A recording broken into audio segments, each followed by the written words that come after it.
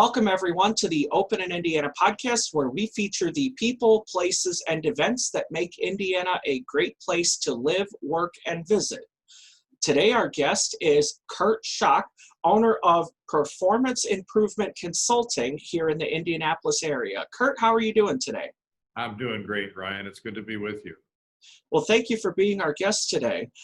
Kurt, why don't we start with talking about how did you get started as an entrepreneur? Yeah, that's a good question and a great story, Ryan.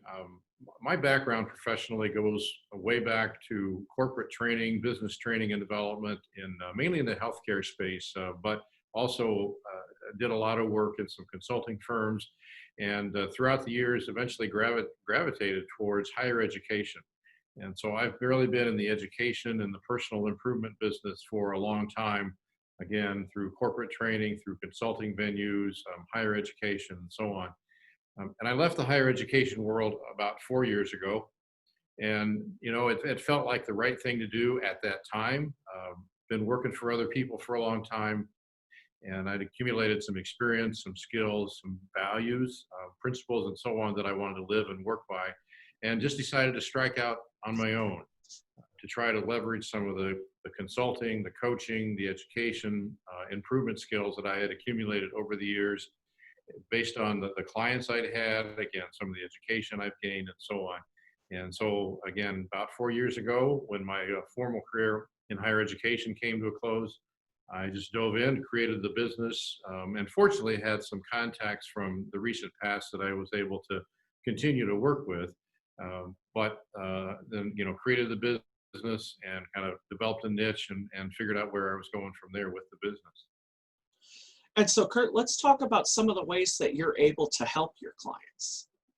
Yeah, you know, again, as I said, I've always been about improvement and helping people or organizations, businesses, all kinds of organizations, whether it's nonprofits or traditional businesses, churches, or individuals, do things better, improve what they do. And I've always had this belief that anything we do as an individual or an organization or a business can be done better. We can find a way to improve processes, improve performance.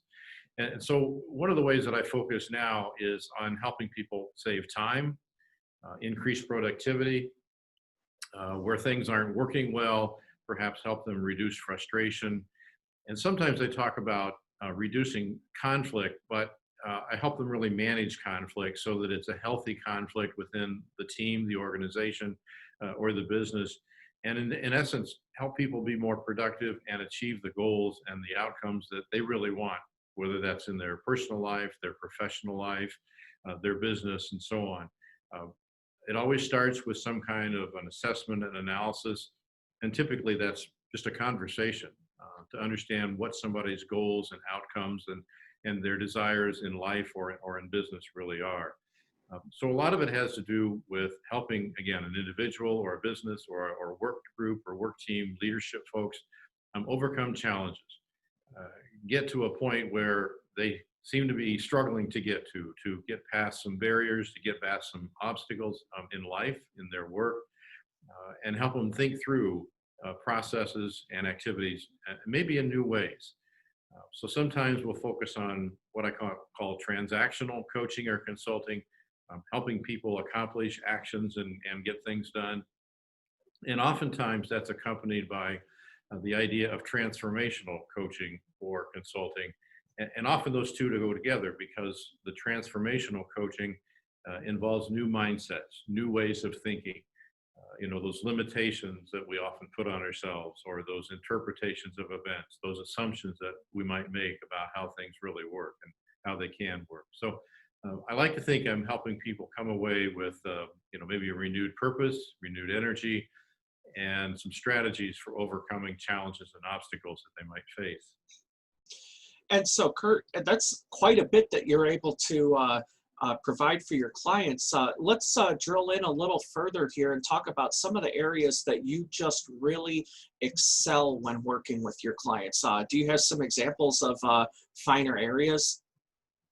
You know, and it's a pretty broad, I guess, answer to that question, but I've worked with a variety of organizations, businesses, and people, all the way from network marketing individuals who are starting out in their own business, pastors in local churches, and distributors, and even small or mid-sized manufacturers. I'll give you one example of a network marketing person that I worked with several years ago. And this was a good combination of coaching in a traditional sense of coaching and assessment products. And this person actually came to me and said, you know, I'm struggling with the business a little bit. And the folks that are coming to me to be part of my team just don't quite seem to have the same drive and motivation that I do. And I said, well, we can certainly work on that. And so the first thing that I did was walk this person through a DISC assessment. And some folks that are listening or to this may be familiar with that product and that assessment approach. And what that did was, as I explained this person's DISC style, and she began to understand, oh, okay, that's who I am and how I communicate and how I work. We also took her through an exercise to help her understand the DISC styles of those that wanted to be on her team. And she realized that her style, which was a very driven D style, very dominant, action-oriented, results-focused person, the other folks that were coming to her saying, I want to join your organization, were not quite that way. They might have had an S style or an I or a very team-oriented style.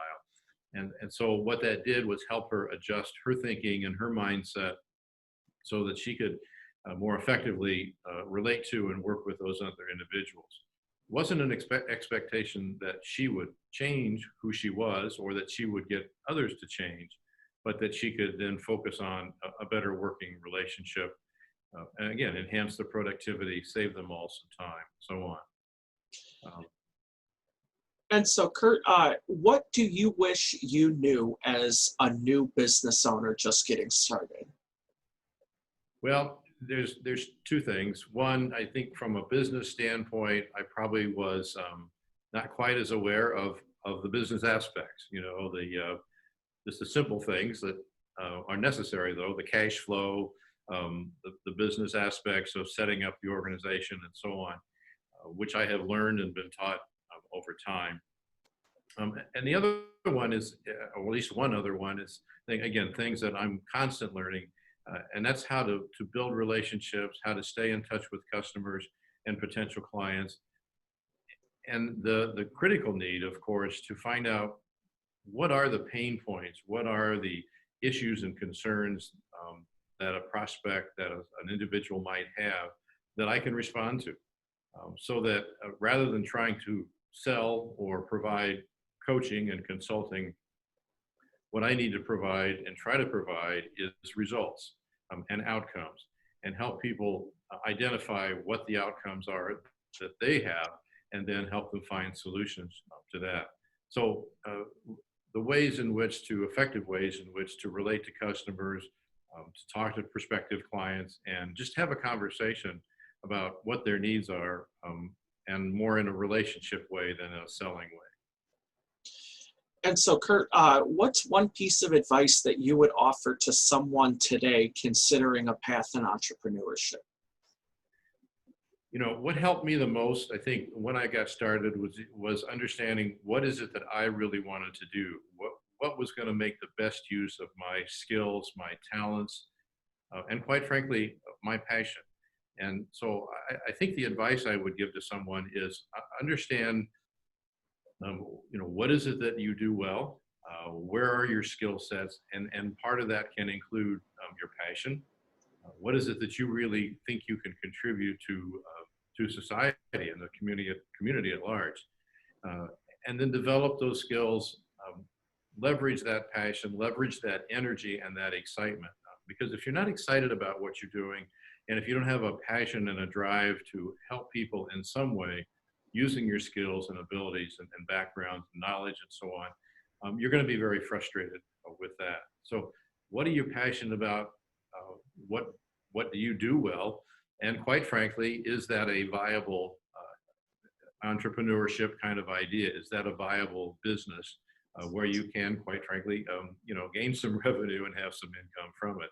So it kind of goes back to that whole BHAG idea of having those big audacious goals, but putting that all together in a package that combines passion, skills, and opportunity. And so, Kurt, how would anyone listening today get in touch with you if they want to learn more or if they'd like your expertise to take the next step? A couple of ways, and I'll first of all, my phone number, my business phone number is 317-732-1048. Again, it's 317-732-1048. And as you mentioned early in our conversation, the business is called Performance Improvement Consulting, and I'm based in Carmel, Indiana. And the website, actually, however, because that one was sort of was taken when I went for the website. The website is actually kwschochconsulting.com. And so if you search on either one of those, my website should come up as well. And so either the phone number or the website, and then my email address for the business is Kurt, K-U-R-T, at kwschochconsulting.com. Awesome. Well, Kurt, thank you so much for being our guest today. And to everyone who tuned in, thank you for catching this episode of the Open in Indiana podcast. Catch our next episode soon. Great. Thanks for listening to this episode of the Open in Indiana podcast. This podcast is produced by Henry Marketing Group, LLC, DBA Open in Indiana.